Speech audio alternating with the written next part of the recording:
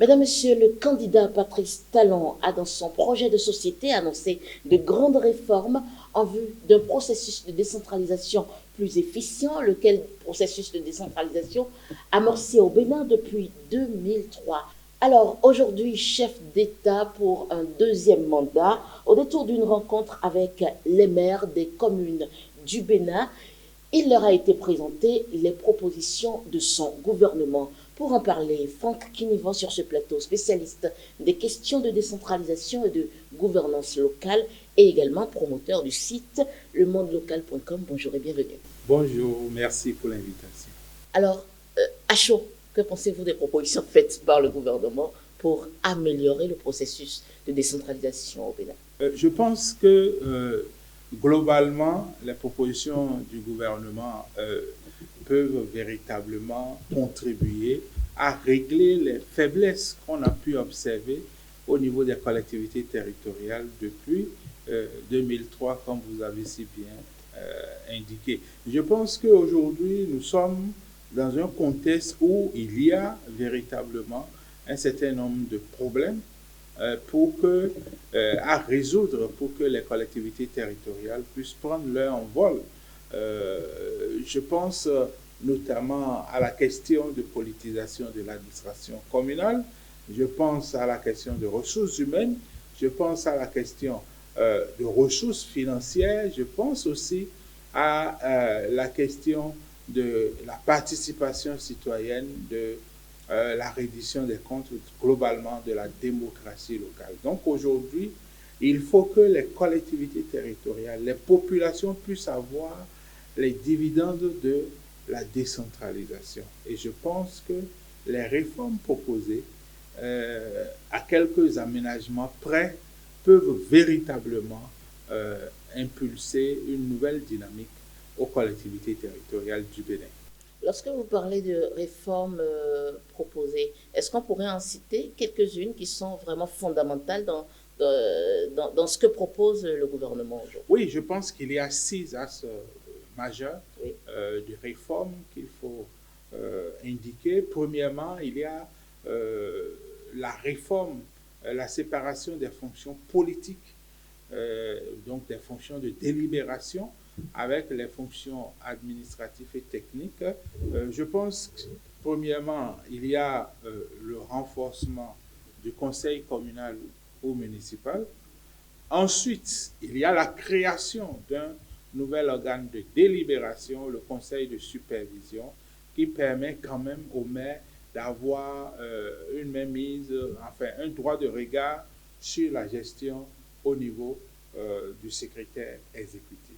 Deuxième axe, on peut parler de la séparation, de la création d'une nouvelle autorité pour l'organe exécutif, c'est-à-dire le secrétaire exécutif, qui aujourd'hui sera l'organe exécutif de la commune et qui va patronner l'administration communale et qui va travailler sur la base des orientations, sur la base des décisions prises par l'organe délibérant. Donc, le conseil communal et le conseil de supervision décident et le secrétaire exécutif exécute. Il a toute l'administration à sa disposition, dont il est le chef. Ensuite, on va parler quand même d'un début de réforme au niveau des organes infracommunaux, c'est-à-dire les arrondissements, où la notion de secrétaire exécutif, la fonction de secrétaire exécutif a été répétée donc pour marquer un peu la démarcation entre les fonctions politiques et les fonctions techniques. On peut aussi parler de la tutelle qui a été revue, qui a été assouplie un peu. Aujourd'hui, nous avons une tutelle où le maire, le préfet ne peut plus prendre des arrêtés pour constater la nullité des actes du maire, mais doit saisir le juge administratif. Pour moi, l'introduction du juge administratif dans l'annulation des actes querellés par le préfet, le déféré préfectoral, je pense que c'est nécessaire pour que le droit de la décentralisation puisse grandir, puisse évoluer dans notre pays. On va parler aussi de la question de la création du fonds d'investissement communal, le FIC, qui, on ne peut pas vraiment se prononcer sur le FIC parce que la présentation du gouvernement indique clairement que les études de faisabilité, bien qu'étant avancées, ne sont pas terminées. Donc, on ne peut pas apprécier si ce fonds sera juste un guichet avec les subventions de l'État et des partenaires, ou bien ce fonds peut aller sur le marché financier pour le compte des communes, ou ce fonds peut prendre en main un certain nombre de gros investissements. Donc, sur cette question, on ne peut pas intervenir. Donc, je pense qu'aujourd'hui, on peut véritablement se réjouir quand même qu'il y ait une intervention forte pour permettre aux collectivités d'aller plus loin dans la promotion du développement local et de la démocratie à la base. Ces réformes aujourd'hui viennent régler beaucoup de problèmes, mais vont en créer d'autres. Est-ce que, de votre regard d'expert, de spécialiste en gouvernance locale, on pourrait en parler? Oui, je pense que pour moi, là où la réforme du gouvernement peut amener des problèmes, c'est au niveau du secrétaire exécutif. Oui. C'est vrai, le secrétaire exécutif est ordonnateur du budget de la commune, ce qui, à mon avis, ne pose pas véritablement problème parce qu'aujourd'hui, la réalité de la fonction d'ordonnateur du budget au niveau d'un maire est faible. C'est les services de la ville et le receveur-percepteur qui conduisent généralement tout le processus. Donc aujourd'hui, on a quand même un technicien qui va gérer le budget, mais là où se trouve, moi, mon inquiétude, oui, c'est que véritablement, il faut assouplir les relations entre le maire et le secrétaire exécutif. Qu'est-ce que je veux dire par là? Si vous regardez les propositions du gouvernement, le maire ne peut mettre fin au mandat du secrétaire exécutif qu'en cas de faute lourde. Ce n'est pas suffisant. Parce que si nous retirons au maire la fonction d'ordonnateur du budget, c'est pour qu'on ait plus de résultats.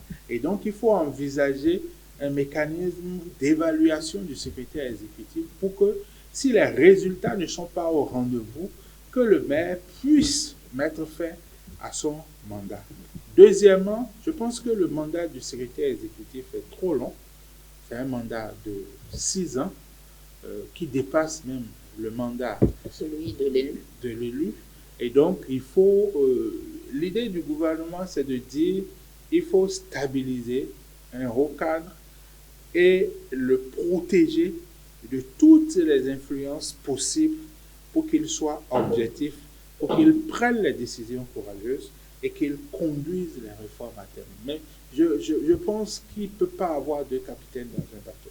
Si nous reconnaissons que c'est le maire qui est l'autorité communale ou municipale, nous devons permettre au maire véritablement de donner des instructions dans l'intérêt général. Si ces instructions ne sont pas conformes à l'intérêt général, si ces instructions ne sont pas conformes, disons, aux règles de droit, aux lois et règlements en vigueur, le secrétaire exécutif ne doit même pas les prendre en compte. Mais si l'idée du maire, et ça je crois que c'est possible dans le cadre du conseil de supervision, que le maire puisse intervenir pour réguler les choses. Mais il faut permettre à un maire de pouvoir mettre un terme au mandat du secrétaire exécutif, même s'il n'y a pas de faute lourde et si visiblement, si les indicateurs ne sont pas au rendez-vous pour que les résultats soient là. Donc, je pense que ça, c'est une question importante qu'il faut véritablement abordé dans la finalisation de cette réforme. Monsieur Franck Kinevo, j'ai quand même une autre préoccupation, c'est est-ce que cette séparation du pouvoir politique au pouvoir administratif, on va dire, qu'on sait n'arrange pas les élus, n'annonce pas comme une mort de la décentralisation. Parce que Patrice Talon a beau dire qu'il n'est pas ordonnateur du budget de l'État central. Et donc, pourquoi l'élu sera ordonnateur du budget communal? Mais on sait qui nomme qui. Aussi bête que soit la question, on sait qui nomme qui. On sait qui rend des comptes à qui. Donc, à partir de ce moment, est-ce que ce n'est pas encore une manière plus fine ou plus déguisée d'avoir même mise sur les communes? Bon, on sera obligé de faire ce débat-là, c'est-à-dire la décentralisation, les collectivités territoriales sont protégées par la Constitution avec ce qu'on appelle la libre administration des collectivités territoriales.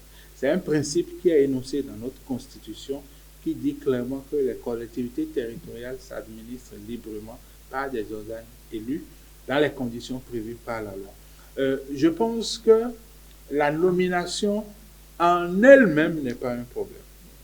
Parce que déjà au début de la décentralisation, le gouvernement avait déjà mis des listes à la disposition des maires pour y nommer des secrétaires généraux. Deuxièmement, les secrétaires généraux qui sont là aujourd'hui sont nommés par le maire. Donc, le même principe sera respecté au niveau du secrétaire exécutif. On peut discuter sur les fonctions d'ordonnateur que le secrétaire général, le secrétaire exécutif va désormais gérer, mais je pense que globalement, lorsqu'on parle de fonctions d'ordonnateur aujourd'hui, la plupart des maires s'en remettent à leur administration pour faire la procédure et c'est peut-être à la fin que le maire signe. Donc, je pense que cela ne va pas véritablement enlever à la décentralisation son sens. Ça ne va pas faire des collectivités territoriales, non pas des autorités et des entités autonomes décentralisées. Ça ne va pas leur enlever cela. Ça ne va pas enlever grand-chose si le maire a un contrôle sur le secrétaire exécutif. Et c'est ce que le gouvernement a essayé de faire en créant le conseil de supervision. Donc, qui est, disons, un groupe restreint de conseillers autour du maire pour contrôler le secrétaire exécutif. Et de ce point de vue, on remarque bien que c'est le conseil de supervision qui finalise le budget, qui adopte le budget. C'est le conseil de supervision qui adopte le règlement intérieur de la mairie. C'est le conseil de supervision qui adopte le plan de travail annuel du secrétaire exécutif. Donc, ces outils-là sont adoptés par le conseil de supervision pour permettre au maire, à travers cette instance, de contrôler quand même le fonctionnement au niveau du secrétaire exécutif. Donc, je pense que ça n'entame en rien la qualité de notre décentralisation. Ça ne limite pas fondamentalement l'action du maire et je pense que c'est une expérience qu'il faut faire. C'est-à-dire, l'idée, c'est de... Au risque de reculer, mais il faut la faire quand même, c'est ça? Non, ça ne va pas nous permettre de reculer. Vous savez, oui. Quand on parle de collectivité territoriale, il y a dans tous les pays un transfert de l'État vers les collectivités territoriales. Et généralement, on observe qu'il y a plus de transferts de ressources vers les collectivités territoriales lorsque le système de décentralisation est approuvé et non seulement approuvé par le pouvoir central, mais rassure le gouvernement. Dans tous les cas, le chef de l'État qui a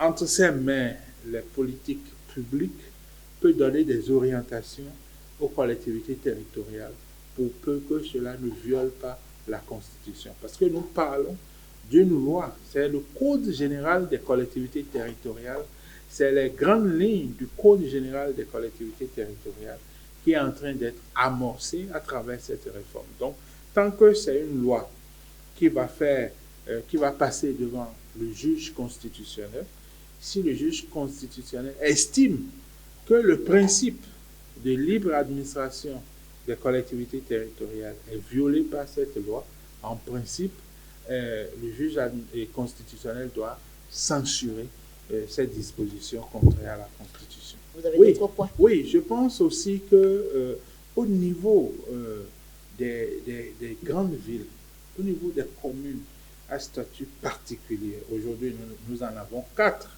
parce qu'Abomey-Calavi rentre dans le cercle des 3 villes à statut particulier, et ce n'est que justice, parce qu'Abomey-Calavi a 49 conseillers, Abomey-Calavi a un budget qui dépasse celui de certaines communes à statut particulier déjà.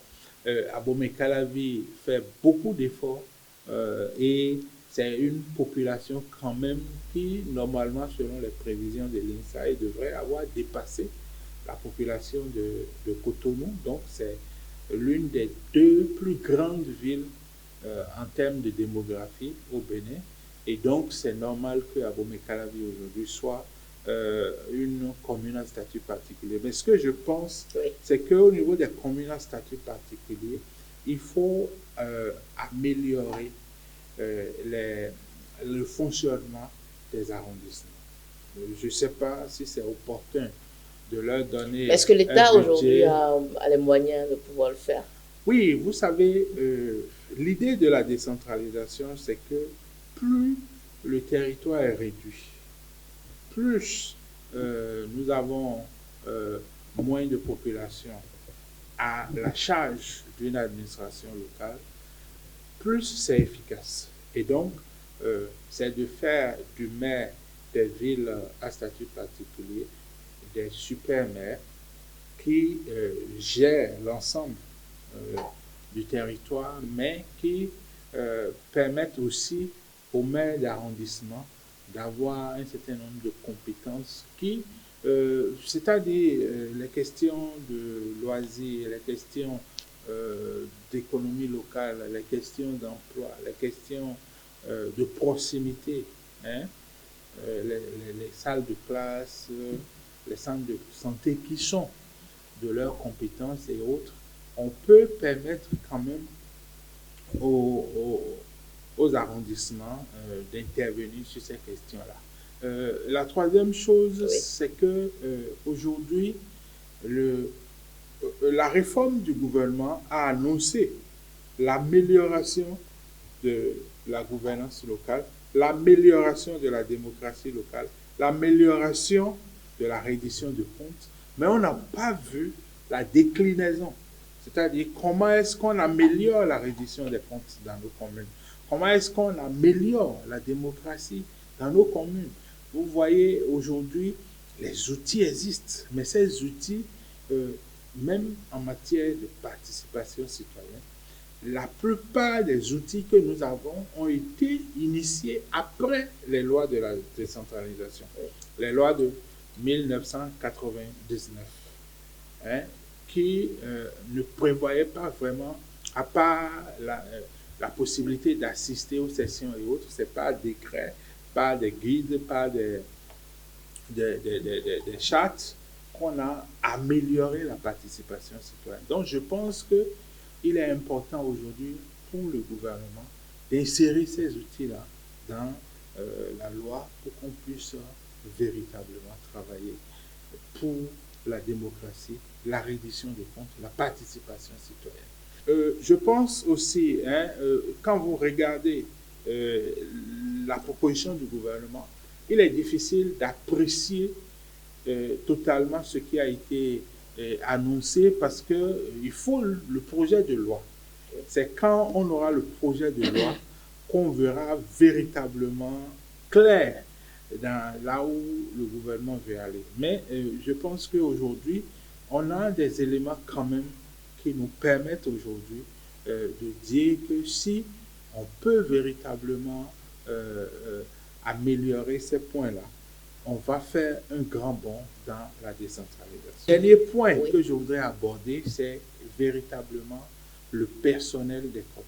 Aujourd'hui, nous avons beaucoup d'agents de nos communes qui n'ont pas le profil pour faire le job.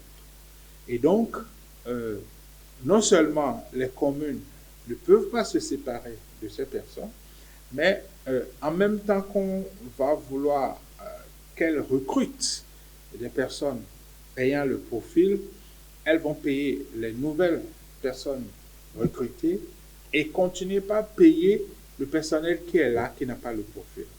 Je pense qu'on peut envisager à l'intérieur de la République un mécanisme de passerelle entre la fonction publique territoriale et la fonction publique de l'État au niveau national, de sorte qu'aujourd'hui, il est possible pour un cadre de l'administration centrale de se détacher pour aller dans une commune. Mais il n'est pas possible à un cadre de la commune d'aller au niveau de la fonction publique nationale. Donc je pense qu'il faudrait qu'on puisse envisager une passerelle des deux côtés pour que le personnel, il y a des communes qui ont 3 fois plus de chauffeurs qu'il n'en faut. Peut-être que l'administration qui a une redistribution avec l'administration et que ceux qui sont utiles puissent quitter l'administration pour venir au niveau des communes et que ceux qui sont utiles à l'administration centrale mais qui sont au niveau des communes puissent faire le sens contraire. Et comme ça, on va véritablement mettre toutes les conditions en place pour le développement local. Comment est-ce que les populations seront impactées par ces réformes qu'on juge quand même très hardies et quelle parcelle de pouvoir leur accorde-t-on dans ce processus-là aujourd'hui? Vous avez posé 2 grosses questions en une. Permettez-moi de répondre une à une à vos questions. Aujourd'hui, la première chose, c'est que il faut véritablement que l'administration communale contribue à régler 2 problèmes. On parle de pauvreté non monétaire, c'est-à-dire les infrastructures socio-communautaires, la qualité des services. Lorsque vous allez dans une commune, vous devez avoir les pistes cyclables, vous devez avoir la route, vous devez avoir les centres de santé à proximité, vous devez avoir, disons, tout ce qu'il faut pour vivre décemment. Mais ça, c'est, disons, au niveau du service public de qualité, les services sociaux de base de qualité. Mais il y a aussi une autre pauvreté qu'on appelle pauvreté monétaire. Donc, c'est-à-dire renforcer le pouvoir d'achat, créer des emplois pour que les gens puissent avoir les moyens de vivre décemment. Donc, ces 2 éléments-là, on doit permettre aux communes aujourd'hui, outillées, débarrasser de tout ce qui est problème politicien, etc., de travailler efficacement. Mais ça ne se perçoit pas dans les propositions qui ont été faites. Non, les propositions qui ont été faites n'ont pas mentionné les outils pour mieux gérer l'administration communale. Mais je pense qu'on verra ça avec la loi. Oui, non, si on met quand même un secrétaire exécutif de catégorie A1, il sait que pour avoir les résultats, il y a des outils, il y a des manuels de procédure qu'il faut avoir sur le plan administratif, sur le plan financier. Il y a des méthodes de planification qu'il faut mettre en place. Il y a des outils de gestion qu'il faut mettre en place. Maintenant, le second volet de votre question, c'est véritablement la démocratie locale. C'est-à-dire, il faut véritablement qu'on prenne le temps de sélectionner, d'inventorier un certain nombre d'outils qui permettent aujourd'hui, parce que si on renforce le maire dans sa fonction politique, Oui. ça veut dire que la démocratie locale doit être renforcée. Absolument. Il faut permettre aux maires d'animer le conseil municipal qui a un rôle de débat, de démocratie au niveau local, mais il faut aussi permettre aux maires de faire en sorte que cette démocratie s'instaure au niveau des arrondissements et au niveau des quartiers de ville et des villages. De sorte que le processus de prise de décision puisse impliquer les citoyens au niveau des quartiers de ville et des villages, au niveau des arrondissements et au niveau communal.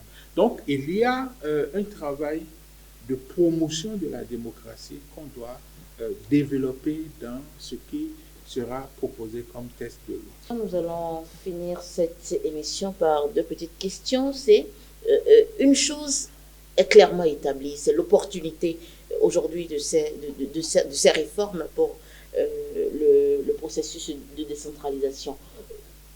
Mais derrière, fondamentalement et en peu de mots, quelle est la pertinence des propositions faites aujourd'hui et est-ce que vous pensez qu'elles recevront l'adhésion en masse des élus que nous avons et quels sont, en tant que spécialiste, les points que vous aurez aimé voir figurer? Bon, je pense que les maires que j'ai pu écouter après la séance d'hier Oui. étaient tous d'accord avec la réforme. Ils se sont même réjouis qu'ils sont maintenant à l'abri des poursuites, alors qu'en lisant bien la réforme, le régime juridique des sanctions à l'encontre du maire a été renforcé. Hein? Et donc, ils ont été d'accord, mais je pense qu'il faut saluer cette réforme. Okay. Vous savez, je l'ai dit en début d'émission, c'est depuis 2006 que la Fondation Le Municipal a été le tout premier acteur à organiser l'évaluation de la décentralisation. Et donc, cette évaluation a montré déjà les questions de politisation, la faiblesse de la ressource humaine et le manque de ressources financières. Et donc, aujourd'hui, on a l'occasion de régler ces problèmes-là. Et moi, je salue cette initiative du gouvernement. Mais en même temps, je pense que fondamentalement, le gouvernement a commencé une consultation. L'idée, c'est de voir s'il y a des points d'amélioration. Les points d'amélioration, pour moi, c'est essentiellement autour du secrétaire exécutif. Je pense que le mandat de 6 ans, c'est long. L'impossibilité pour le maire de mettre fin à ce mandat en dehors d'une faute lourde me paraît problématique. Donc je pense que les juristes, les experts qui ont travaillé sur la question, un peu tout ce qui a été mis comme muraille autour du secrétaire exécutif. Et si on règle ces questions-là et qu'on règle la question véritablement de la ressource humaine, parce que ici, la réforme prend en compte le secrétaire exécutif et 4 ou 5 directeurs de l'administration centrale, mais il faut aussi véritablement aller plus loin et permettre aux communes aujourd'hui d'avoir un profilage au niveau du personnel communal, d'avoir les hommes qu'il faut, les hommes et les femmes qu'il faut à la place qu'il faut dans l'administration communale. Et à partir de ce moment, les ressources de l'État vont s'ajouter aux efforts que les communes font déjà en matière de mobilisation des ressources propres, ce qui est faible. Et donc, ça va permettre quand même de gros investissements au niveau des collectivités territoriales. Projet de réforme structurelle du secteur de la décentralisation. Eh bien, mesdames, messieurs, le gouvernement béninois fait le choix de réformes hardies, vivement que le législateur béninois travaille à nous faire voter une loi qui améliore fondamentalement le processus de décentralisation en cours pour un développement local plus réel et plus effectif. Pour en parler, Franck Kinivo était sur ce plateau. Je rappelle, il est spécialiste des questions de gouvernance locale, de décentralisation et promoteur du site lemondelocal.com. Faites-y un tour. Merci d'avoir répondu à nos questions. Merci pour l'invitation. C'est toujours un plaisir de venir dans vos studios. Merci. Et je vous félicite pour tout le travail que vous faites. Merci bien. C'est bien. Merci bien.